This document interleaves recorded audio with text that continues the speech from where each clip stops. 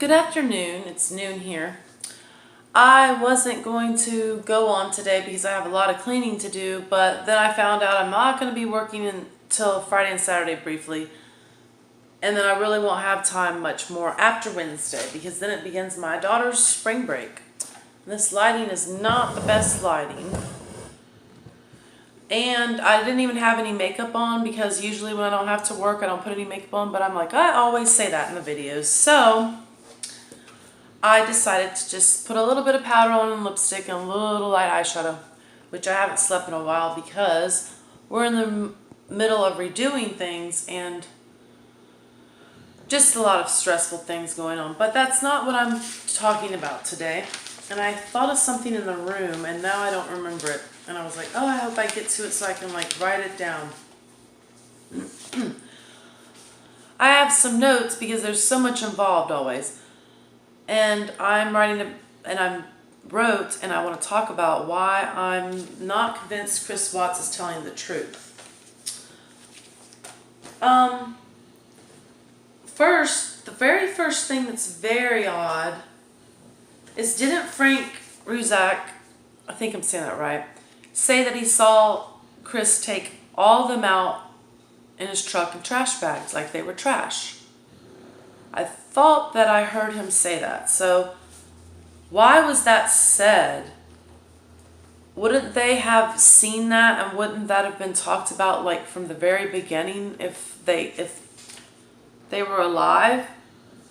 And I know it doesn't make sense to a lot of people of why he would say that this thing bothers me. I have my phone in a wallet thing. I don't really have it set up and I don't have a computer, but I have some time. I'm not always on here, but I'm going to be on here a little more this week. So, and I don't have that set up right now. My hair's a mess. Anyways. So some people say, is Chris saying this now because he's mad and he's trying to hurt them? Which I wouldn't put anything past him. I mean, is he saying it because they said that? Because he said, oh, you just treated him like trash and you took him out like trash? But that's what he did. The story's changing so much because at first he said that Shanann strangled them. He saw her strangle them and he's seen her strangling Bella, or was it Cece? Either way, now he's saying that both of them were alive.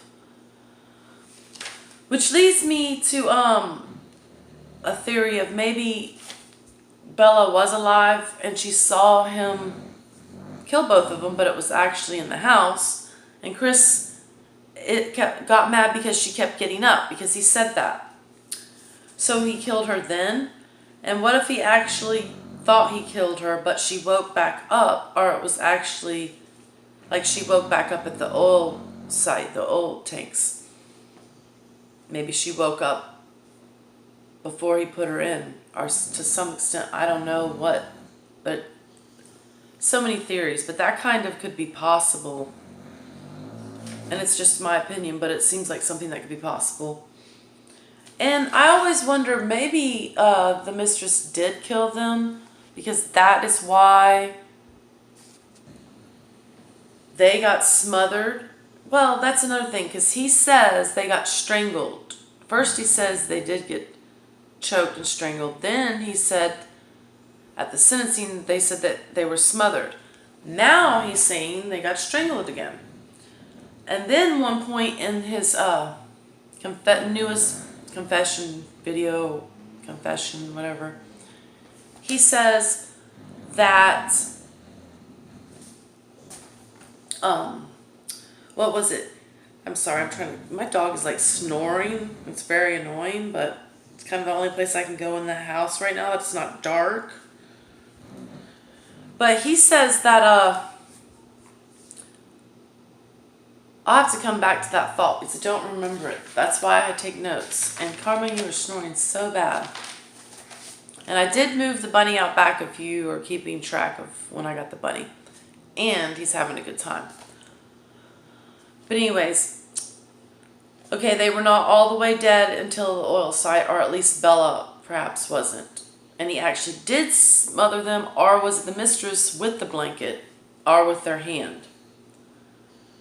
I don't know.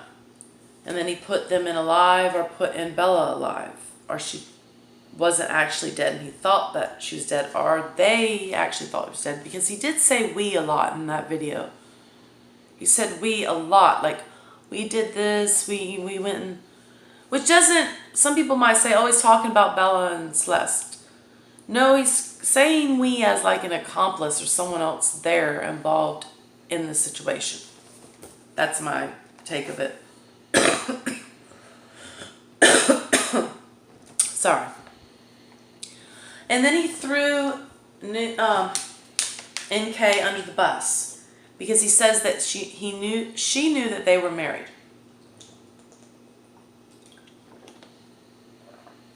Which, I knew that she knew they were married. I mean, because he said that he didn't wear his ring because of work related, and a lot of people do that with work related.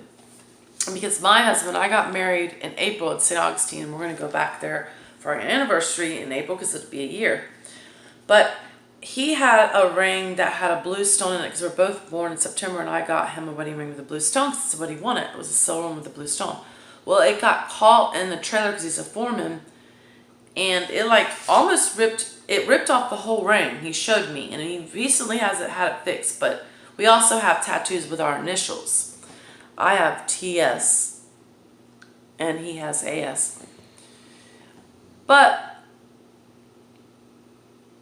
the thing about it is that was all explained. Chris even says that. So he's kind of already opening up of throwing the mistress under the bus. He's already opening up with basically putting her in a bold-faced lie, which she should be investigated again and polygraphed now because she lied in an investigation. It's just, you know. And then she did look up Shanann in 2017. It's so weird that a year later, a month, less than a year later, Shanann's dead. After this lady looks her up, tries to pursue Chris, does pursue Chris, seems to want her life, and then all this happens. That's kind of questionable and weird to me too. And then I talked before in one of my videos about the picture of the chicken grill, the picture of the chicken and the temperature. And I believe that's because that picture was sent August 12th. That's the night of the murders. Because I thought prior that the girls died then. Like, I don't know, before the neighbor saw him grilling, which I believe was the chicken, and I believe he took the picture of the chicken to show the mistress that it was of temperature, because they always talked about food back and forth. You can go back in the documents and see that they always talked about food. They did. It was just something they did. And then she's like, oh, I think it was July 4th, which someone said that she said they, sorry, that was scary. Someone said that she said that it was July 4th, but no, she was also around him July 4th.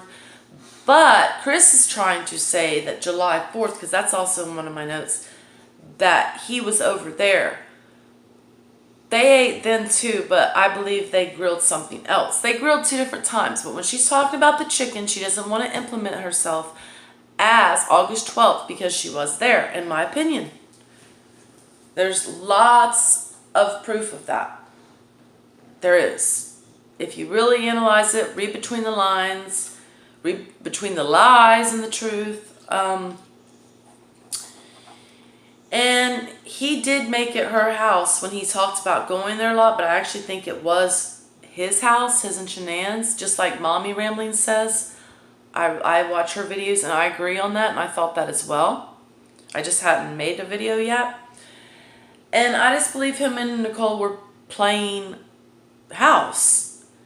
And she gave him an ultimatum. Not very long before all that, was the video about the pregnancy and then finding out about the pregnancy. So I think that is what the boiling point, and the little things that Chris said supposedly the mistress got mad about, a lot of little things. Like, oh, they were so little. Was she mad about them? She didn't want to share her attention or affection with Chris. And also, she's looking up child support for three children. That's all weird. And he never did actually say no about looking into the mistress when the detectives asked. He didn't straight ever say that. But then again, he never actually straightly answers anything. Or he exaggerates or mainly lies, as we all know. I believe he is still covering up an accomplice and other information.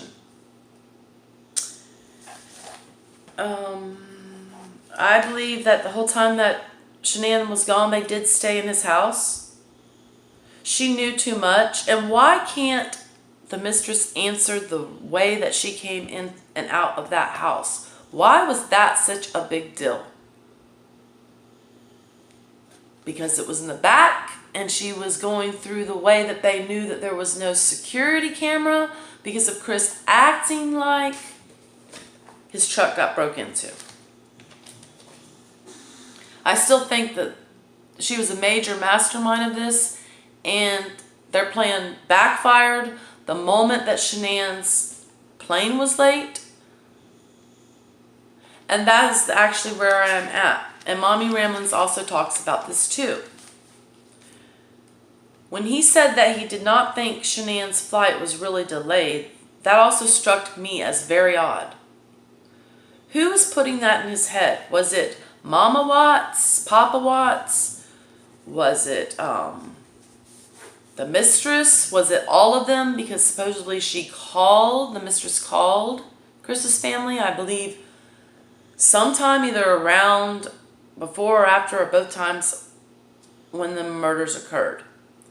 And Ronnie didn't seem surprised by Chris saying that he had an affair. He didn't seem surprised at all. He seemed like he knew. So that's another thing.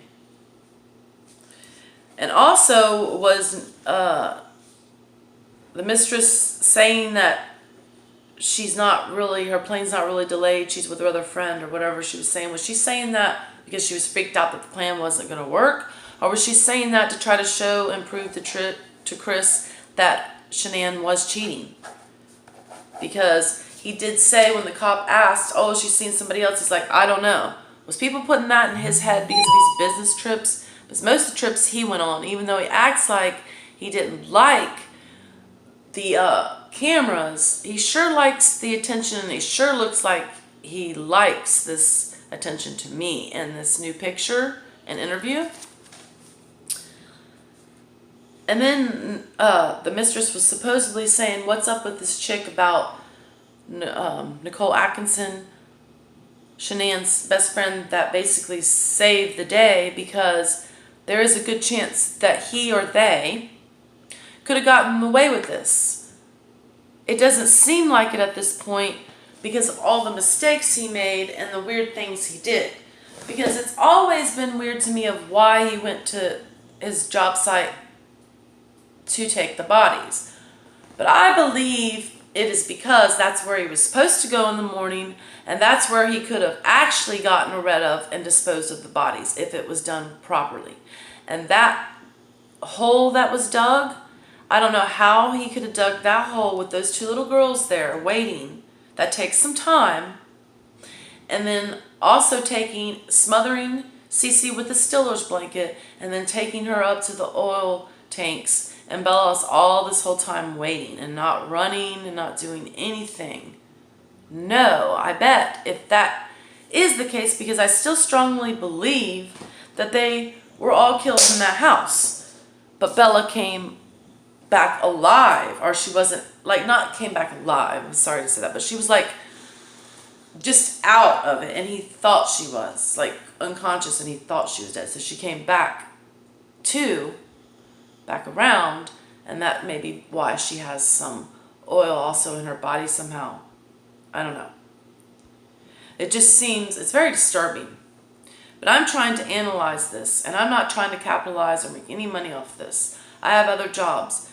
I also do other videos. I'm going to be doing other videos. I want to do cooking, but I'm in the process of redoing in my kitchen.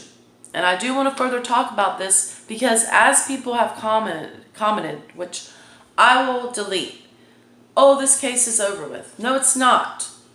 It's not over with because we have more audio tape coming out. There's always something more bizarre and twisted coming out that almost makes you wonder if it's even real.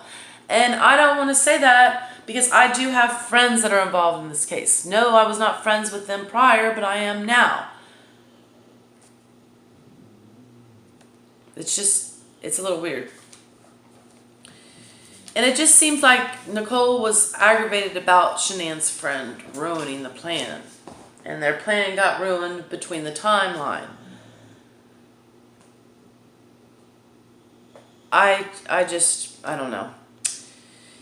It's just more bizarre twist things that make you go, make you wonder what's really going on. And that interview today with Dr. Phil should be interesting. I'm going to try to record that and have that available on my channel for people that cannot watch it. It comes on at 3 at my time.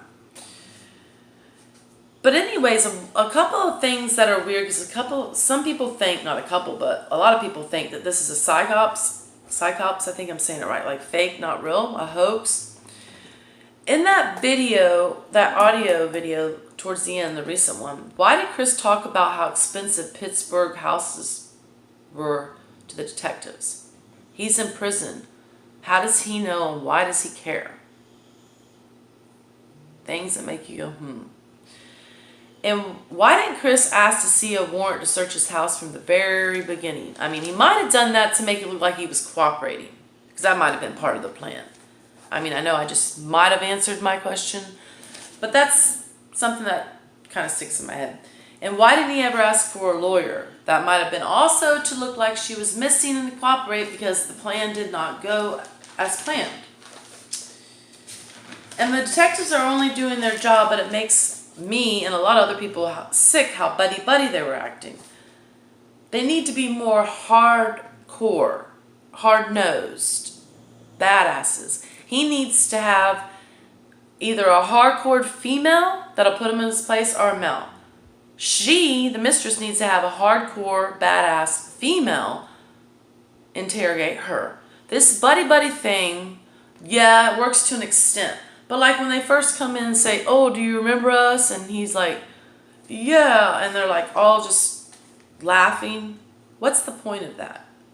It's not been that long. I don't think it's been long enough for him to even remotely tell the truth. If he ever will, it might be way down the road. It might be when he gets mad about, or many years, or he gets mad about the mistress supposedly off skiing and cahooting with the rich and famous or whatever she's doing right now. It's just not been enough time for it to sink in for him. He still doesn't get it. He's acting. It's a show. He's doing what he thinks needs to be done and saying what he thinks needs to be said to maybe not implicate an accomplice and make him look like he didn't premeditate it, which he did. And if the case is closed, why are the detectives there? I know they said to study this case and it's unusual. Not really, though. I mean, it kind of is, but there's been other cases. And why does he say we so much? I said that before, but we as in there's someone helping, an accomplice, not as in the girls there. He never still says a timeline, really. And in 3 hours, a lot sure happened for him to act like him and Shanann had sex, and then they talked and argued, and then they went to bed, and then they argued and talked again, and then all this stuff, and then he digs a hole and puts all this stuff in the truck, drives 45 minutes all the way there, and there's just a lot happening in not really a long time. That's weird. So, I guess we'll see what's said more today. I guess we'll see who this other person is. Like the armchair detective said, who made that call? Who would have called to try to basically cover for Chris? Already called, and you don't even know if the girls are just off with Shanann and she's mad and missing, and you're already calling. the school.